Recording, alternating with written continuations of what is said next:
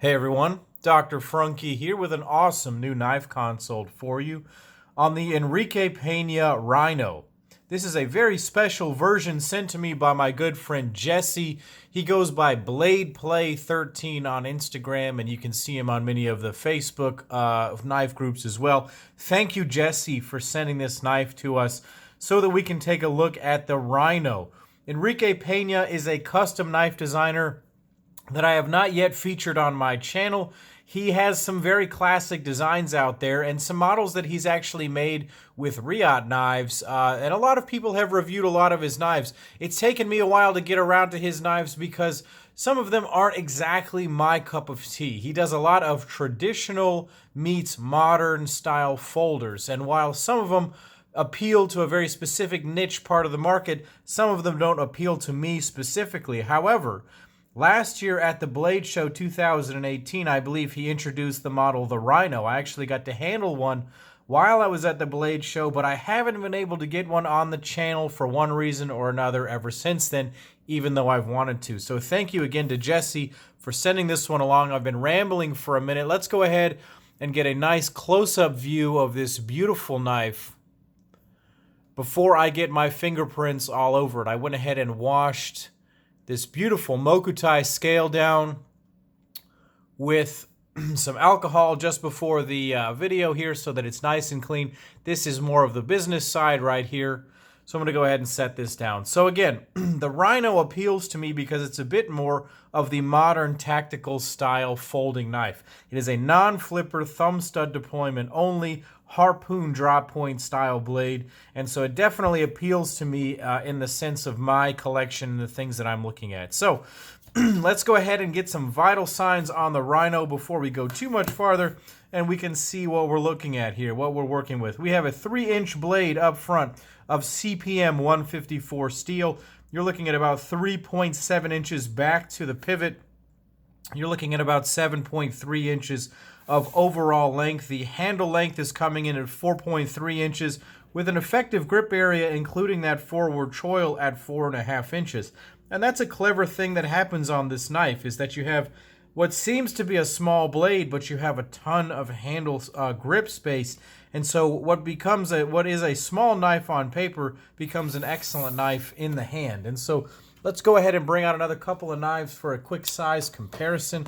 I have got the Spyderco Paramilitary 2 and the Para 3. Here you will see that the Rhino slots a lot closer to the Para 3. It's got about the same blade to handle ratio. The handle is a bit more compact on the Rhino with a bit more of a cutting edge right there. So you've got a pretty nice blade to handle ratio there. But you certainly have all the thickness and the fullness of the Para 2 right there. Let me bring out another couple of knives on the higher end that maybe people are more familiar with in this spectrum. Here is a Koenig Knives Arius right here. Here is the Gareth Bull 3.5-inch Shamwari. So you can see, even though it's a custom knife, it is on the smaller end of things, and that's nice. Some people really enjoy having a shorter blade length, whether that is for carry preferences or legal preferences. This knife, even though it is a smaller blade, is certainly not a smaller weight. It has a full 5.1 ounces of weight to it, and you can feel every bit of that in the hand as you are holding it. Let's take another good look at that beautiful scale before I smudge it all up right here. So let's go ahead and break this knife down anatomically. Up front is that blade of CPM 154 done in a beautiful hand-rubbed satin. I do not know enough about Enrique Peña and his methods to comment too much about the way that his knives are made. I believe that these are done by him, and this is a hand-ground blade with a hand-rubbed satin, indicated by the full custom designation of this knife. And it is beautifully, beautifully done. It has a slight recurve to that harpoon drop point style blade.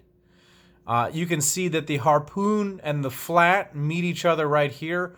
The Peña logo is written right there in that space, and then the swedge begins right here. I think aesthetically that's quite pleasing.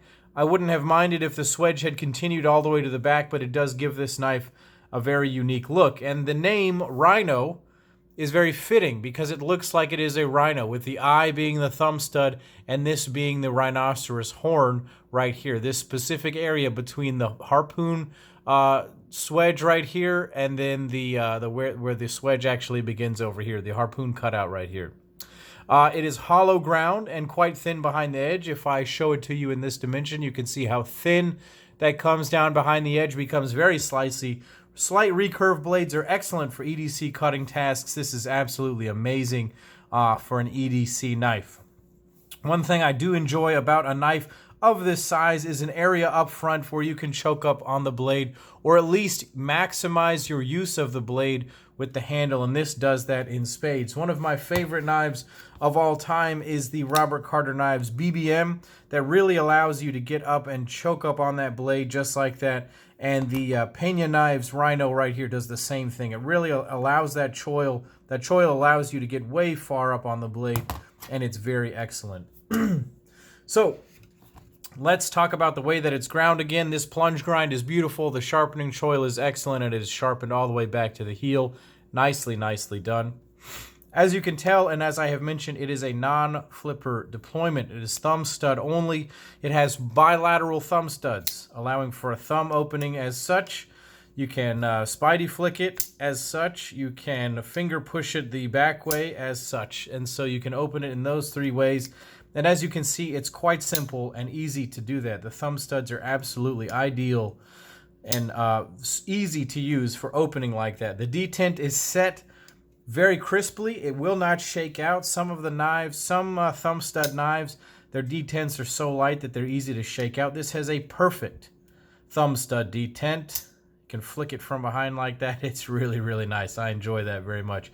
So the thumb studs are well done. I'm glad it's on both sides. I like that it is a thumb stud deployment. Again, it gets rid of that flipper tab so that you can choke up on it and so that it is not ruining the lines of this very attractive looking knife. Let's go ahead and move back to the pivot here. This thing is running on ball bearings, very smooth in the pivot. I love the pivot hardware. Fairly standard pivot hardware right here, probably a Steve Kelly style pivot. T15 hardware on that pivot, very nice. I love T15 on the pivot. Beautiful Mokutai pivot collars. I think it's Mokutai, it could be Timascus, hard to tell. I think it's Boomerang Mokutai, that's what it looks like to me. Let's go ahead and talk about the handle then while we're on the subject. I'll give it a quick wipe off here. We've done a quick pan a couple of times, but now that I've gotten my fingers all over it, take a look at that beautiful scale. So Mokutai is layered titanium. This is going to be probably 2 alloy Boomerang Mokutai. So different alloys of titanium layered and then pattern welded in such a way that they make this when you heat anodize the material. The color matching on this is excellent. I love the way that it matches the hardware, the clip, and the scale match in color. The backspacer is done in titanium to a matching heat colored purple. When you heat color that, it also catches those same sort of iridescent sort of golds and other colors and bronzes. So that's nice. And then there's a sort of no-nonsense sandblasted frame lock side right here. There is no frame lock insert, but there is absolutely no lock stick. The geometry is just right. You'll notice that the lock bar sort of hooks back right here. That's an interesting design piece. It actually means that the knife is not uncomfortable. It sort of hides that transition point a little bit. You don't feel it quite as much. You don't feel a hook. It's not sharp in any way. It actually makes it a little bit nicer on the finger because it fills that space out a little bit instead of having it where the lock bar is totally depressed right there. Quite nice on the hand. It's really, the ergonomics were engineered there quite nicely. I enjoyed that. That's very nice. Take a look at the speed holes. They have chamfers. Very nicely done. Take a look at the inside. No significant internal milling. I believe that, some weight could have been saved. 5.1 ounces for such a small bladed knife.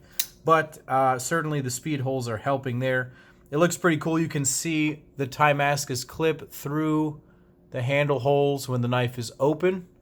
That's really cool. I like that very much. Take a look at this action. I don't know if you've been catching it as the video has been going on. The action is superb. The action on these ball bearings is absolutely insane, perfectly centered. It feels very quality. It's not the fastest knife in the world.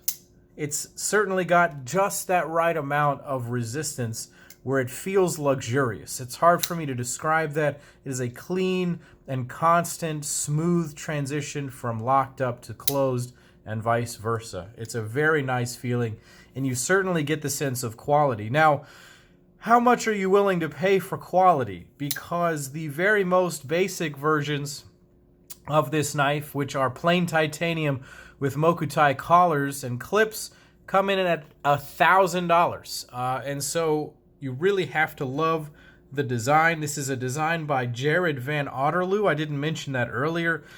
He goes by JVO Design on Instagram. He is a well-known and world-renowned knife designer. He has many, many designs with many, many makers. It's an absolutely stunning design. He has nice swooping lines. He does a beautiful harpoon design on the blade. And so I really think this is a great knife. I think it's a beautiful knife. I think it's an ergonomic knife. I think it's a really well-made knife. I think that it is excellent. I really have no major complaints about the knife. I will say that the clip is not perfect for getting into and out of the pants. There's low clearance on the ramp, and there's quite a bit of tension on the spring. This might be only on the Mokutai clips, but there is not a lot of give here. This is not going to be great for pocketing every single day. Maybe it will relax with some time, but as it stands right now, that'd be the only major functional complaint I have about the knife. Everything else seems to be pretty much ideal. I'm not sure that I could justify spending $1,000 on the plain Jane version of this. This one I think was had for not that much more, maybe around $1,200 or $1,300 for this full Mokutai version, but it's quite a bit of money we're getting into here. And, you know, that's just simply my lack of understanding about Enrique Peña and his knives. I need to learn a bit more, come back to you guys with another one of his knives, explain a little bit more about him as a maker, and I'll be excited about that. But this was an excellent introduction into his knives. I think that he makes an amazing knife. I see what the love is, what the hype is, and why people really adore his knives. It's absolute quality. It's absolute beauty. The fit and finish is second to none. It looks like a machine made this, and I don't think a machine made this, and that's actually a very good thing. So I will get back to you guys on more about Enrique Peña and his knives. I will leave a link down to his website down below and to his Instagram so you guys can learn more about it. You can follow some links and learn more about the Rhino as a knife. Thank you guys for watching. Let me know what you think of the Enrique Peña Rhino down below. Leave some comments. Go ahead and click like and subscribe to my YouTube channel here. Go ahead and follow me on Instagram as Dr. Frunkey. And as always, guys, take care.